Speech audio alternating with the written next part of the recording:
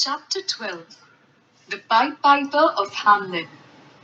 Let us read about the Pied Piper who drove Hamelin town's rats and children away. Act 1, Scene 1. The stage is completely dark with the exception of a spotlight at the corner of the stage. The narrator, dressed as a peasant, steps into the spotlight and begins narrating Hamelin's rat problem from 500 years ago. The town of Hamelin is a beautiful place. The river Weser touches the town in the south. It is filled with beautiful spots, and the townsfolk are always happy. But Hamelin wasn't always a nice place. Almost 500 years ago, the town was plagued with rats. The spotlight on the narrator dims down as the narrator delivers the next set of lines. Meanwhile, at the same time, we see the lights at the center stage coming to life. Standing in the center of the stage are 4 to 5 children dressed as rats. They are shoving each other and being rowdy. Rats! All the lights have come on. On stage, we see children dressed as the townsfolk. A man walks his dog, a cook with a ladle who is checking on his soup, and also a group of women talking. We also see a vat with cheese and a couple of barrels as props on stage. In this scene, the rats go around, terrorizing the townsfolk. They are fighting the dogs, kicking the cat, and licking the cook's spoon. The townsfolk are screaming in terror. They fought the dogs and killed the cats. They ate the cheese out of the vats and licked the soup from the cook's own ladles. They made nests inside women's Sunday hats. Isn't the weather lovely? Wee! I love your new hat. Eee! Act 1, Scene 2. We see the mayor and council members seated around a table. They are alarmed by the sight of the townsfolk bursting into their room. The townsfolk are standing around the table. They look agitated and are yelling in protest. It's clear that our mayor is a fool. Our corporation is no better. If the mayor and the corporation don't get rid of these rats, we are going to get rid of them instead.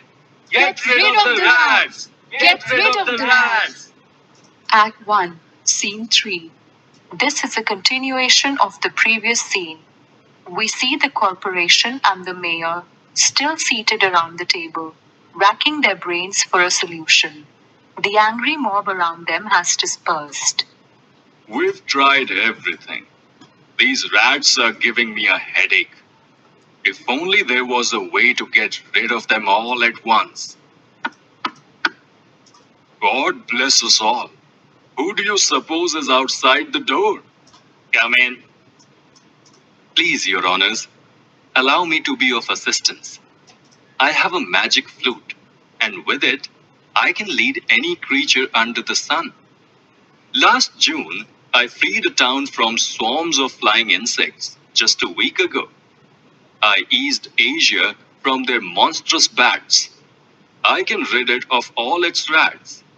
All I ask in return is a payment of 1,000 guilders. 1,000 guilders? We'll pay you 50,000. Act 2, Scene 1. The Pied Piper, now on the street, dances and plays his magical tune. The narrator is back on the stage. Into the street, the Pied Piper stepped. With each shrill note his pipe uttered, it was as if a loud army followed and muttered. The Pied Piper plays his pipe. He dances, hops, and skips. Behind him, we see an army of children dressed as rats. They dance and skip and follow him. We see rats of different sizes and heights, each performing a small solo move, as they are called by the narrator. The muttering grew to a grumbling, and the grumbling grew to a rumbling. From the houses the rats came tumbling. Great rats, small rats, lean rats, brawny rats, old rats, young rats, fathers, mothers, and uncle rats. More rats join and follow the Pied Piper. They are being led to a river. The rats dance into the river, stick their tongues out, and drown. From street to street they joined, step by step they followed dancing, until they danced into the river, plunged and perished. There was but one rat who survived that day, a rat as short as Julius Caesar that swam across and lived to tell the tale. Light falls on the anxious rat who is the sole survivor. When I heard a shrill note from a pipe, I dropped the apple I set my eyes on. I moved from the pickle tubs. I left ajar a cupboard and followed the sweet sound of the pipe. It said, "Oh, rats, rejoice. The world is yours. So munch on, crunch on, take your breakfast, supper, dinner, and luncheon." The next thing I knew, I was drowning in the river. Act 2, Scene 2. The people of Hamelin rejoice and dance in the street. The mayor gives instructions to his people and he ignores the Pied Piper. The people of Hamelin cried and rejoiced. They rang bells, they danced, they sang at the top of their voice. Go and get long poles. Poke out the nests. Block up the holes. Consult the carpenters and builders. And leave not a trace of the rats. First, can I have my 1,000 guilders, please? 1,000 guilders? To pay such a sum to a wandering fellow with a coat of red and yellow? We saw the rats drown. Our business is down. There's no way the dead can come back to life. The 1,000 guilders was a joke. We're all quite broke. Our losses have made us thrifty. So instead of 1,000, we offer you 50. Everyone is grateful. Pay me what's mine.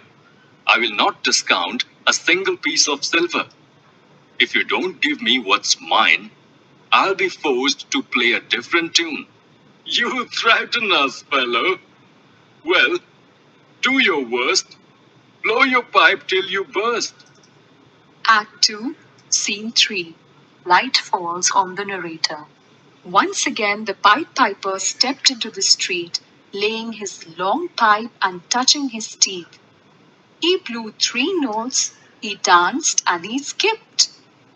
The children, now out of their rat costumes, are seen rustling, hopping, dancing, and skipping behind the Pied Piper. The Pied Piper played such sweet, soft notes, notes that forced the children out of their homes and kindergarten. Boys and girls run out, smiling, flashing their smiles, skipping and laughing. Like fowls on a farm, when grain is scattered, came the little boys and girls with rosy cheeks and curls. Act 3, Scene 1. The mayor and the council stand still as they watch their children led by the Pied Piper. The mayor fell dumb and so did the council. They were frozen stiff. They were unable to move a step or cry to their children. All they could do was follow them with their eyes. They're turning to the river. What will happen to our sons and daughters? The Pied Piper turned, leading the children to Koppelberg Hill. At once the townsfolk were relieved. He can't cross that mighty hill. His pipe will drop. The children will stop. But when they reached the mountainside, a wondrous portal opened wide, as if a part of the hill was suddenly hollowed. The Pied Piper marched in, and the children followed. All except a lame child entered. It's dull in our town. All my friends are gone. I saw the sights that they saw. The joyous land where waters gushed and fruit trees grew. Everything was strange and new. The sparrows were brighter than peacocks. Their dogs outran our deer. Their honeybees had lost their sting, and their horses were born with eagle's wings. I was left outside all alone. I couldn't enter the promised land. I had to go back home. Hamelin, having suffered a great tragedy, having lost all its children, tried to pay the Pied Piper, but he was nowhere to be found. So before I go, let me leave you with words of wisdom. If we have given them our word, we must keep our promise. By Robert Browning.